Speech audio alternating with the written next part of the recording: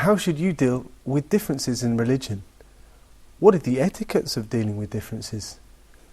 How should you deal with different madhabs? All this coming right up. There is no man more dear to me throughout the whole of history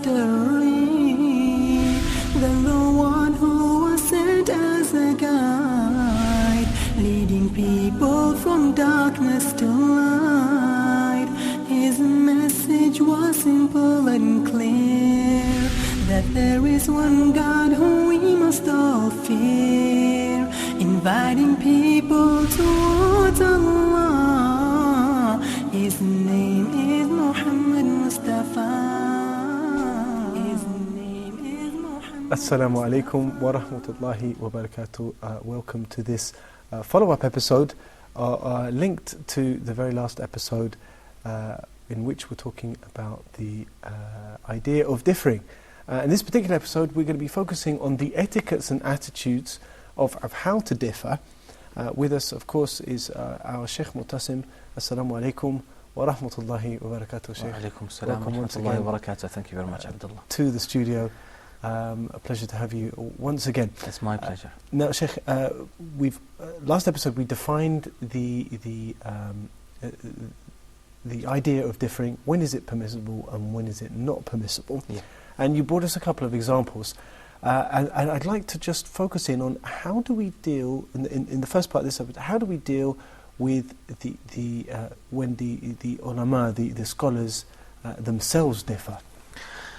Yes, we have to realize that scholars are human beings and they have different approaches and obviously different backgrounds, different mentalities, different attitudes, different understandings. So inevitably they're going to differ. You will never find two scholars totally in total agreement over everything. That's impossible. And Allah subhanahu wa ta'ala obviously has a wisdom behind this. But as long as the scholars are within the permissible area of differing, then these are scholars that we revere, respect and look up to for guidance and for legal opinion. SubhanAllah, you know, the challenge and the the fitna, as we've discussed in previous episodes, is very intense. And this has led many scholars to give different rulings on different things for perhaps different countries, different areas, different times. And I think one of the dangers is that we think we know, all these lofty, what are very difficult ideas sometimes, and we think we know. And then it can lead us to having some unhappiness with something. What do you have to say to those? I think we have to be a bit more open-minded, because sometimes the scholars say the more ilm you have, the more hilm you will have. The more knowledge you get, the more patience and appreciation of differences you will start to have. This is why some of the early scholars said, مَنْ لَمْ يَعْرِفِ الْخِلَافِ لَمْ يَشُمَّ أَنْفُهُ رَائِحَةَ الْفِقْهِ. The one who doesn't know the differing of the scholars and the reasons behind that and appreciate this, then he has never found the smell of fiqh. He knows nothing about fiqh. Yeah, because Allah subhanahu wa ta'ala sent us the guidelines. The things Allah subhanahu wa ta'ala doesn't want us to differ about, He made them clear cut. But there are things Allah allowed some space of differing there. Why? Because human beings by nature tend to differ. And to gather human beings on one opinion in everything would be very difficult for people to follow. Especially, as you said in previous episodes, the variety that's been created. Yes, definitely. So Allah subhanahu wa ta'ala allowed some area of differing, obviously by not giving everything through a very definitive proof. So in some areas Allah allowed some differing by sending texts that carry more than one meaning. Yes. So by the scholars falling in this, it just shows us that fiqh is sent to us so that we live by it. It's sent for us as human beings. It's not sent for us to be a very strict, very stringent kind of system that we have to follow, you have no choice about. No, because humans come from different backgrounds, people live in different times. So at some time there was some opinions that in some areas are totally impractical. Some opinions in some areas totally impractical. So if we cannot apply them here, obviously we'll find enough space, inshallah, in another opinion that concerning the same issue. I think it's a very good example. And can you? We're going to talk a little bit now about the etiquettes, of course, of division, of differing. And I think one that links this nicely, perhaps if you could give us an example of the early scholars and how they differed and how respectful they were towards one another, even when they differed, and that perhaps should give us an idea of how we should respect each other when we differ. There are actually many examples. One day Abdullah ibn Mas'ud heard someone reciting, one of the companions reciting the Quran. He said, "This is not how I heard it from the Prophet ﷺ." And we know the Quran was sent in 7 ahruf, 7 ways of reciting it. And these corresponded with the different accents and dialects of the Arabs. But there was no genuine differing, but it's just in a way pronouncing certain letters. So he said, "This is not the way I heard it from the Prophet ﷺ." The man said, I heard that from the Prophet ﷺ. So they were arguing, then they went back to the Prophet ﷺ to sort out the case. The Messenger ﷺ said, "Both of you are correct. Don't differ." What destroyed the people before you is that they differed about their books and about the Prophet ﷺ, about their messengers. So the Prophet ﷺ made it clear that we have to be careful when or which types of difference or differing are allowed. For example, Imam al-Shafi'i, he differed with one of his strong students of knowledge, one of the strongest students of Imam al-Shafi'i. They differed, so Imam al-Shafi'i held his hand and he said, "Even if we differ, can't we just remain brothers for the sake of Allah subhanahu wa ta'ala?" Imam Ahmad ibn Hanbal, who was the greatest scholar of his time in Iraq and Baghdad. There was a great scholar, Abu Ishaq, who came at his time, who came from the area which is called now Afghanistan. He came to his area, and they differed about certain issues. So some of the students of Imam Ahmad, they said to him, "Well, he disagrees with you on these issues." He says, وَالنَّاسُ مَا زَالُوا يَخْتَلِفُونَ. Scholars have always differed. So, because they were trying to say that don't give him that much respect, or that don't direct the students to go and study with him. He said that people have always differed, and we have never seen a person who has reached the level of knowledge as Abu Ishaq.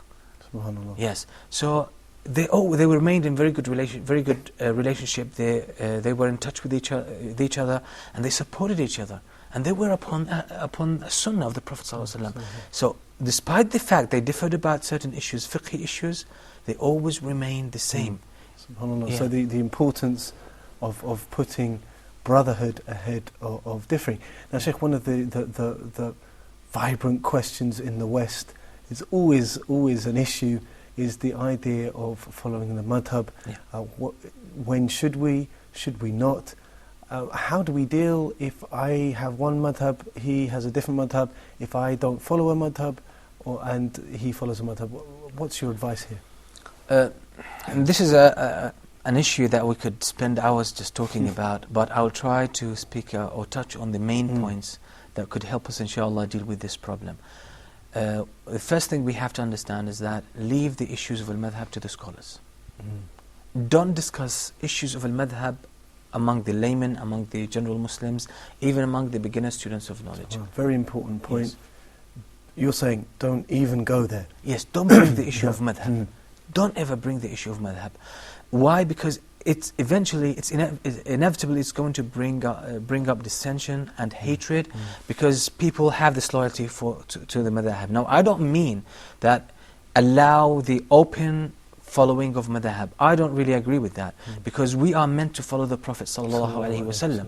And even the originators of these madhab, Imam Abu Hanifa, Imam Malik, Imam Shafi'i, Imam Ahmad ibn Hanbal, they were great scholars. These are the scholars of Islam.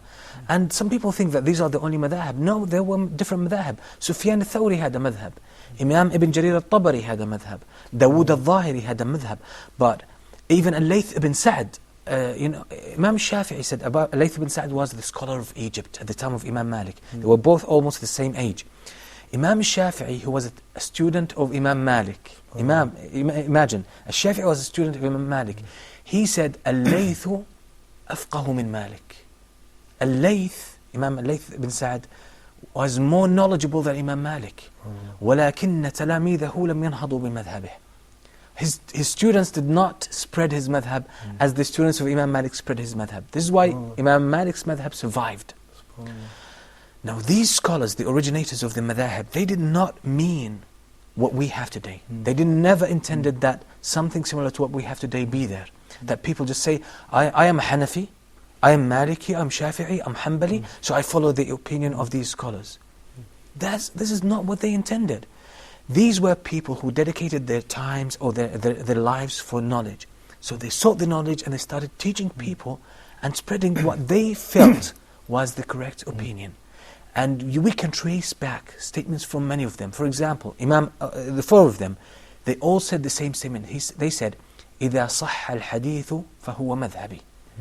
If the hadith is found to be authentic, then that's my madhab. So Sheikh, by implication, because like for example for me, when I first came to the religion, the people of my area were, typically, as you know, following the Hanafi madhab. Yes. Now, I learnt the Hanafi madhab, but later on when I realised that it's not about madhabs, then I would still follow the madhab. But when an evidence came to me, and later on I will make formal study, but when an evidence came and it was stronger, then I would go to the Shaykh and I would ask the Shaykh, is this better than what I'm following? Is this stronger? Is this permissible to do that? Is it advisable? That's one of the best way to deal with it. But probably we can actually, our discussion will lead us to that. If we just understand the origin of the madhahib, inshallah, it will make things easy for us as how to handle the different madhahib. So, these four scholars and others, they always said, when a hadith is found authentic, just that's my madhab. So they were easy, but they were always searching. But they always gave the knowledge, the level of knowledge they reached. Every time, for example, Imam Shafi'i, he has two madhabs, not only one. He has Al-Qadim and Al-Jadid. He has the old madhab and the new madhab. Did he just change opinions like that? No. What happened, as he learnt more, he always changed his opinion in order to be closer to the Sunnah of the Prophet ﷺ. That was his quest, that was his search. So that's a very important thing, again, for all of us, is that our quest originally should be to follow the Sunnah of the Prophet ﷺ, and not necessarily a specific scholar. The madhabs were originally meant to be a vehicle for people to lead them to the Sunnah. SubhanAllah. We're going to be back just after a very short break. Stay with us, don't go away.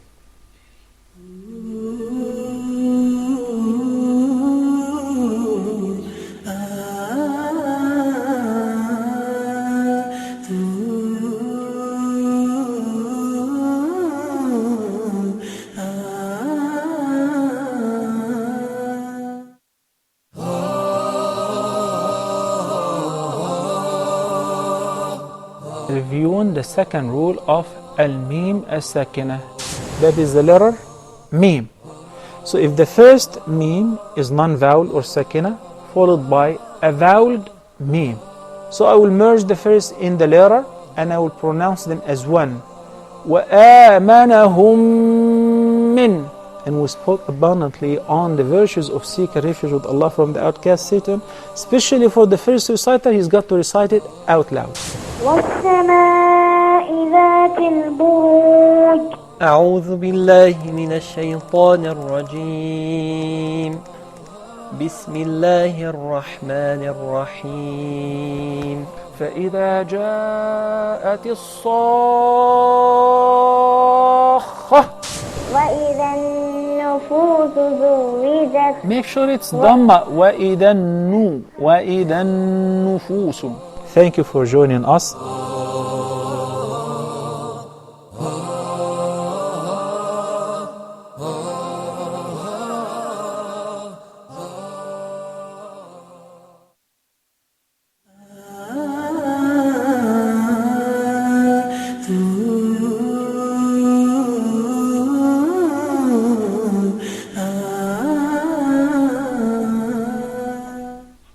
Assalamu alaikum wa rahmatullahi wa barakatuh. Welcome to our fourth segment out of our 2 episodes focusing on the issue of differing.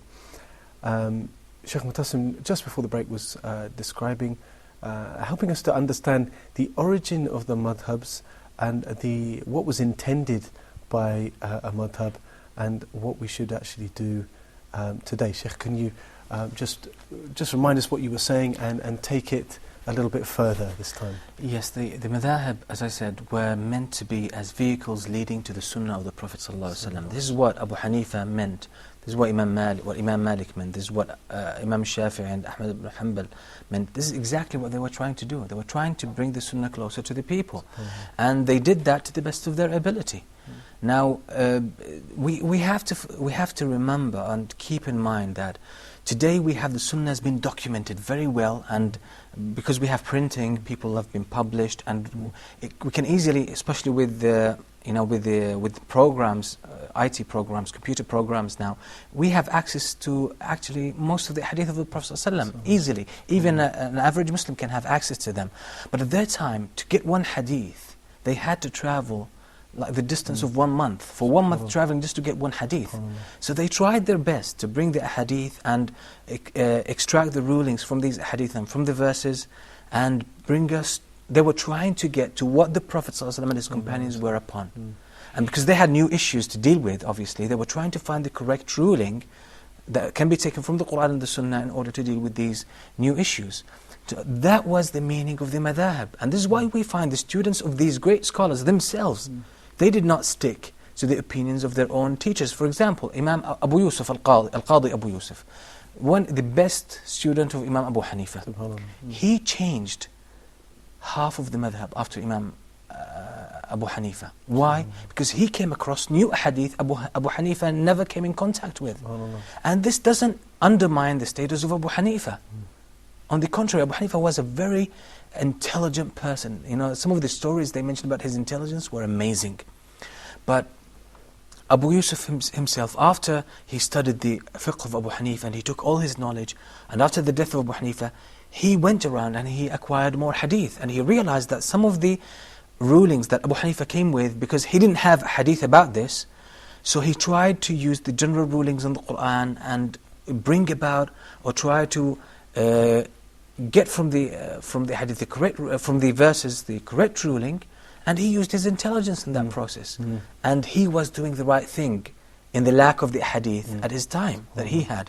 But when we have a clear-cut hadith about the issue, now we cannot take the opinion of Abu Hanifa or Imam Malik or Imam Shafi'i or Imam Ahmad and put the hadith aside. We cannot do that. This is the important thing. Perhaps the message here to people who are holding to that madhab, because sometimes they say Imam Abu Hanifa was the Imam of wisdom, for example. Sometimes they say that, and so he had deeper insight. Sometimes they say this sort of thing. So he understood more. But in fact, when a clear-cut evidence comes, then or in one particular issue, then even if you're following a madhab, then you must then follow. I mean, you must check it with the scholar. Yes, of course. Yes, that's the thing, because of course, as we said in previous episodes, that there's many rules as to perhaps whether we would accept this hadith over another hadith. So it's important to go back to the scholars, but where the evidence is stronger, it must be accepted, because we are trying not to get closer to the madhab of Imam Abu Hanifa, but to the sunnah of Rasulullah. That's it. We have to use the madhab of Abu Hanifa as a vehicle leading us to the sunnah of the Prophet ﷺ. This is what Abu Hanifa intended with his madhab. This is what his students understood. This is why Abu Yusuf himself, as I said, he changed half of the madhab. Now, it doesn't mean that he wasn't loyal to Imam Abu Hanifa. Not at all. On the contrary, he was really following the Imam of Abu Hanifa, because Abu Hanifa said, if the hadith is found authentic, then follow it. That's my madhab. So and even some statements from him were reported that he said, then when you find that my statements contradict a hadith, then hold on to the hadith and leave my statements. And he used to say that, don't write everything we say, because we are human beings. We say something today and tomorrow we change it. So Abu Hanifa was the Imam of wisdom, that's true. No doubt about this. He had a deeper insight, that's true. But it's not a deep insight that when we find a hadith, authentic hadith from the Prophet ﷺ, and we find that the opinion of Imam Abu Hanifa is not in conformity with it, that we hold on to the opinion of Imam Abu Hanifa and we leave the statement of the Prophet ﷺ. Abu Hanifa will never be pleased with that. SubhanAllah. So Sheikh, what about people who perhaps they're starting out on their journey of trying to establish the Sunnah of the Prophet ﷺ? Do they need to follow a madhab? Would you advise them to follow a madhab in the beginning with the idea that they would take, because sometimes, if you didn't follow a madhab, sometimes I think that, this is my own opinion, that in fact you might get confused because there was this opinion, that opinion, and I wouldn't know how to work my way through. And of course I have to practice what I'm doing. Would it be okay if I followed the madhab and then went back to the Shaykh? Yes, well, the advice here is different, because when we talk to students of knowledge, we have a different advice. When we talk to general Muslims who are just approaching the deen and they want to practice, I say to those people, always go to a scholar that you see, that you trust, a scholar that you see, you are satisfied with their righteousness, with their dedication to Islam, and with their knowledge. You know that they are dedicated to knowledge, they're dedicated to Allah subhanahu wa ta'ala, they're so keen on following the sunnah of the Prophet sallallahu alaihi wasallam. Probably this advice wasn't practical a few hundred years ago, but alhamdulillah, today we have so many scholars of Ahlul Sunnah. You don't have to approach the sunnah of the Prophet ﷺ through a madhab now. Now, this is not to discard the madhab. We respect the madhab, we respect the scholars of the madhab, but what I'm saying now, the madhab are vehicles and means to get us to the sunnah. But now, alhamdulillah, knowledge has become common, rampant, people have access to it. Now, there are scholars who have studied the madhab. So this is your message to the general public. And yes. But for the student of knowledge, then he must study. It's a different approach. It's a different approach. Right? Yeah, but generally for the general Muslims, what I say, go to a scholar that you trust, a scholar who knows the madhab, who knows the sunnah of the Prophet ﷺ, and who knows where the madhab come from. So when you ask him about something, he will tell you that the correct ruling is such and such, because the Prophet ﷺ said that and that, because we find in the Quran so and so, and he's aware of the madhab, so he doesn't contradict the hadith, or doesn't bring them in conflict. This is my advice to the people. You don't have to go through the madhab, okay? As to the students of knowledge, what we say to the students of knowledge, always approach a scholar as well to learn the madhab, but the general approach for students of knowledge who study the fiqh is that they usually take a madhab. They study the madhab, they study comparative fiqh. They study the madhab, they learn the evidence for that madhab, and they study other madhab and they learn the evidence. So what these students of knowledge, under the supervision of scholars, they start to do, they start to choose from the madhab what is in accordance with the sunnah. Important here, under the supervision of a scholar. Definitely you can't do that, because you need an insight. And you also must be a student of knowledge, because otherwise it's just picking and choosing according to your own whims and desires, and that's in fact what we want to avoid. Now Sheikh, I want to focus here now on the ethic, because this madahib is the issue of the madahib. This is one of the main issues that people differ about, and especially in the West, there's a gathering of many different Muslims from all different countries in one particular town or one city or one area, and it's suddenly it's a lot of confusion. Yes. So let's talk a little bit about if you can give us the basic etiquettes of dealing with differences as a member of the general public. I think that first we have to realize, as followers, anyone who follows a madhab, we have to realize that if you want to follow the madhab of Abu Hanifa or Imam Malik, if you hold on to their opinion and discard the sunnah of the Prophet ﷺ and the authentic hadith, you are not a true follower. Let me make it clear. You're not a true follower of the sunnah. You're not a true follower even of Imam Abu Hanifa or Imam Malik or Imam Shafi'i. Because all these scholars said, if the hadith is found authentic, that's my madhab. So if you really want to be loyal to Imam Abu Hanifa, Imam Malik, Imam Ahmad, and you want to be rightly on their madhab, always be updated with the sunnah. Chase the sunnah. Wherever you find an authentic hadith, and you've seen that the scholars of Ahl Sunnah have agreed on this, and this is the ruling that we can take, hold on to this. This will be the madhab of Abu Hanifa, of Malik, of Shafi'i, of Ahmad ibn Hanbal. The etiquettes in dealing with each other, and as general public, as general Muslims, is that we say, don't bring the issue of madhab in your conversation. This is the main message. That's it. Yeah. Try to learn the sunnah and try to advise people. If I see someone doing something different, then what would I do? my advice would be, if the person is open-minded, tell them, try to bring them that kind of reason, that the Imam Abu Hanifa, Imam Malik, Imam Shafi'i, they did not want us to hold on to their opinion to the exclusion of the Sunnah. They wanted us to follow the Sunnah. They were trying to help us to the best of their ability. That doesn't mean we have better understanding now, but we only have probably, we have the advantage of the Sunnah. We have the advantage of their own efforts collecting the Sunnah. We have access to it, easy access to it. So there's it comes in the condition, you've got to know the person, you've got to understand your own knowledge, Yes. understand the situation around you. Is it appropriate if you approach this person? Do I have am I in the right place to approach this person? Again, because we don't, as we said in previous episodes, we don't want to become the source of al-fitna. Definitely. Try to find out the common thing, or the things that we have in common with them. Focus on these, and at a later stage, when we build a strong relationship with them, inshallah, then we can approach them and should be, inshallah, more accepted. Jazakallah khair, Shaykh.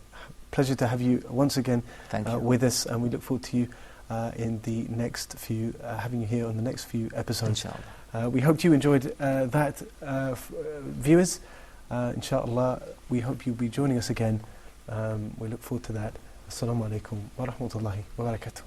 There is no man more dear to me throughout the whole of history than the one who was sent as a guide, leading people from darkness to light. His message was simple and clear, that there is one God whom we must all fear, inviting people